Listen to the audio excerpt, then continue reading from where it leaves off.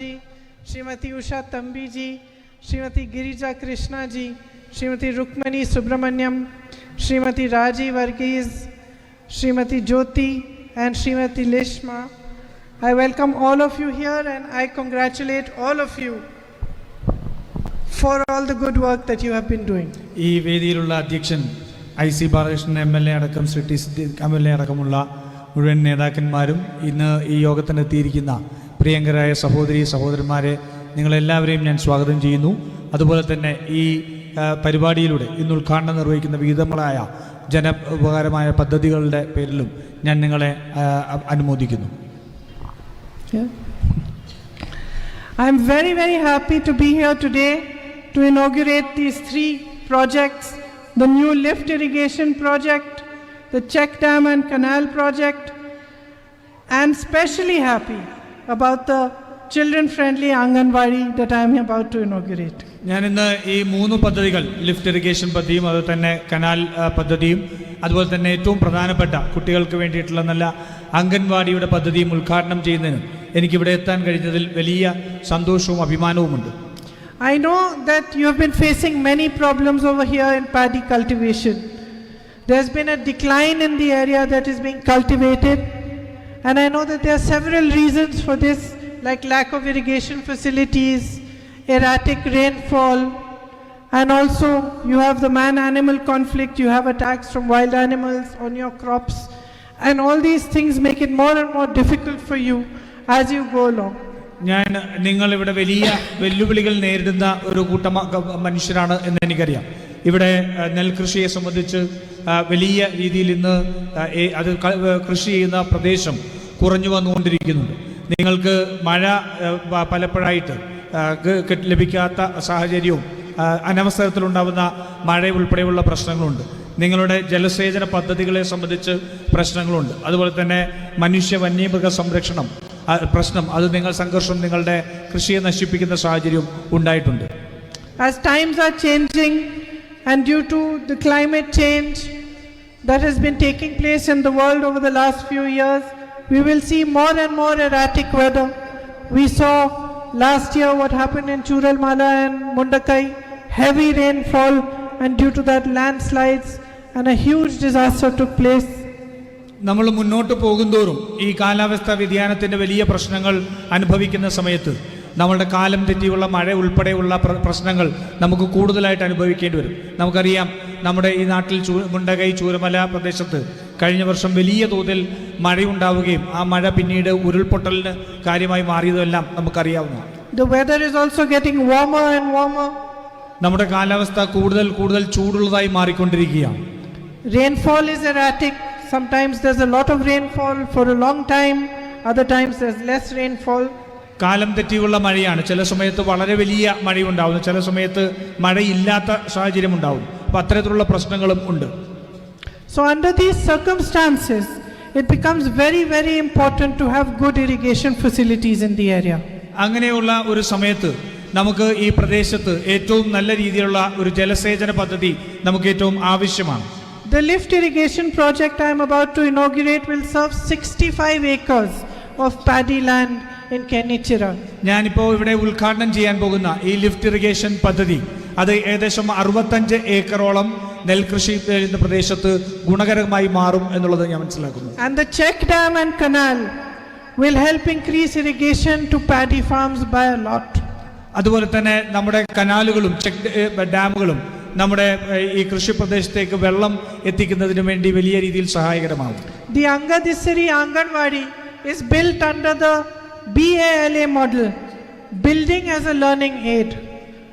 This is a central government project, but it's very important because it helps in growth, it helps in learning. നമ്മുടെ അങ്ങനശ്ശേരി അംഗനവാടി ഉണ്ടാക്കുന്നത് BALA പദ്ധതിയിലാണ്. നമ്മുടെ കേന്ദ്ര സർക്കാരിൻ്റെ ഒരു പദ്ധതിയാണ്. ആ പദ്ധതിയുടെ പ്രകാരം നമുക്ക് നിർമ്മിക്കുന്നത് ഇത് വലിയ രീതിയിൽ കുട്ടികൾക്ക് ഗുണകരമായി മാറുന്ന സാഹചര്യം ഉണ്ടാവും. What makes me very happy is that these projects have been funded through the award money for aspirational districts program. ഞാൻ ഏറ്റവും കൂടുതൽ സന്തോഷമായിരിക്കുന്നത് ഈ പണമെല്ലാം ഈ പദ്ധതികളെല്ലാം ഫണ്ട് ചെയ്യുന്നതിന്റെ പണം തരുന്നത് ആസ്പിറേഷണൽ ഡിസ്ട്രിക്റ്റിന്റെ പ്രോഗ്രാമിന്റെ ഭാഗമായിട്ടാണ്. And your district, Wayanad district, has received 19 crores as awards under this.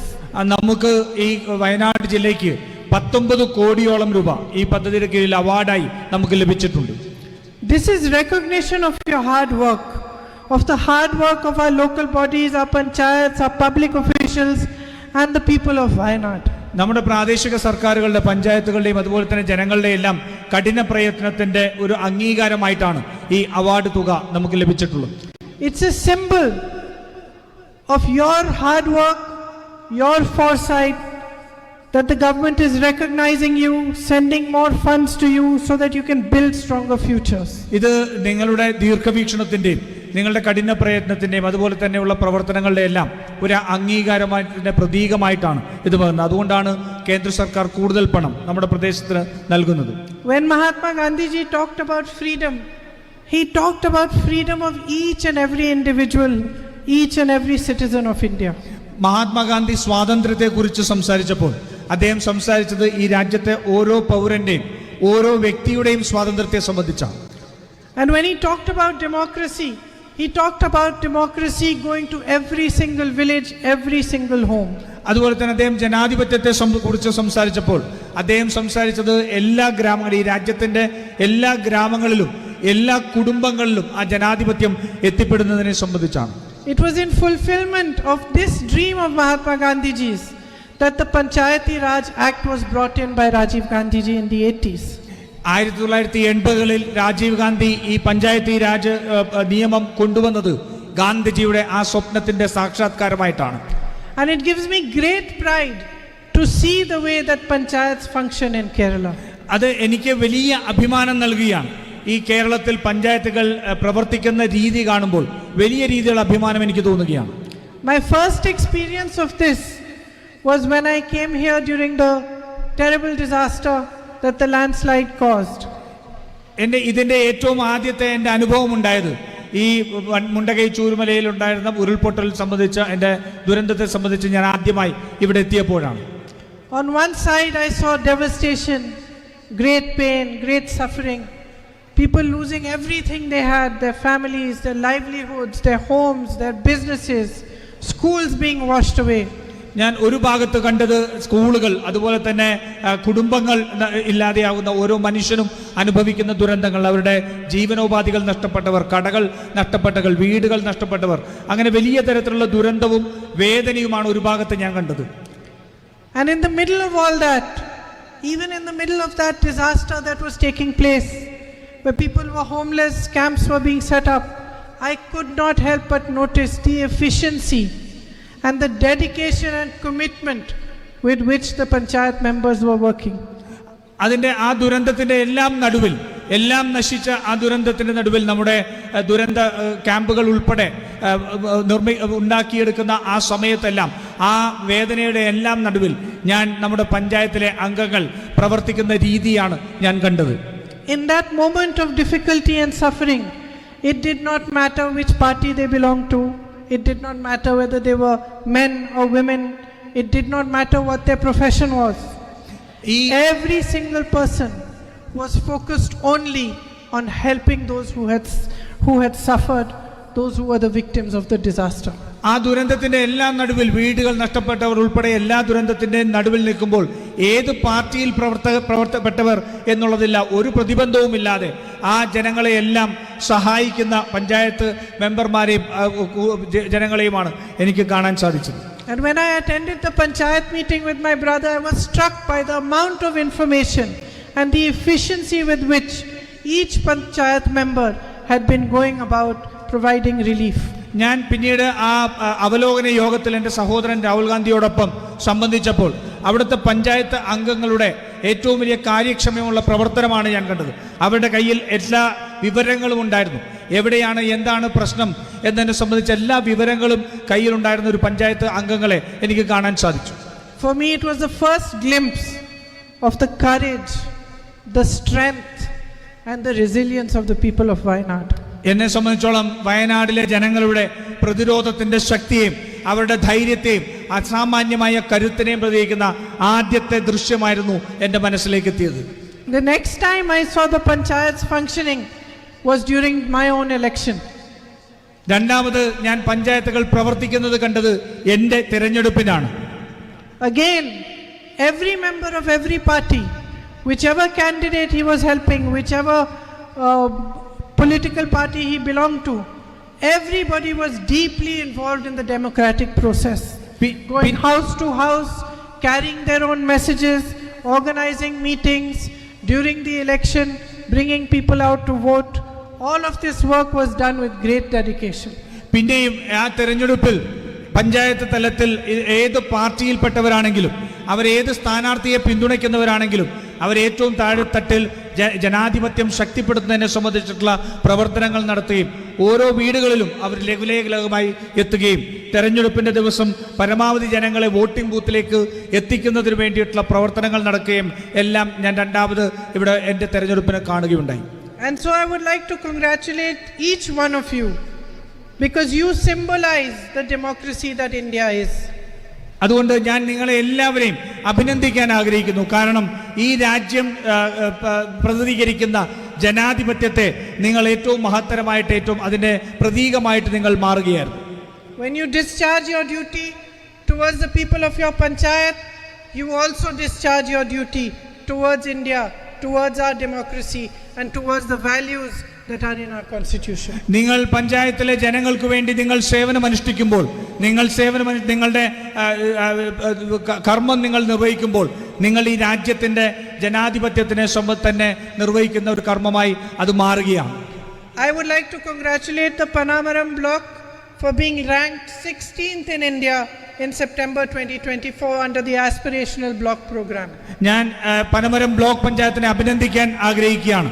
ഈ ആസ്പിറേഷണൽ ഇന്ത്യയുടെ 2024 പ്രഖ്യാപനത്തിൽ രാജ്യത്ത് 16ാമത്തെ നിലയിലേക്ക് ഈ പനമരം ബ്ലോക്ക് പഞ്ചായത്തിന് എത്താൻ സാധിച്ചു. The award recognizes your performance in key parameters under the ADP, including education, health and sanitation.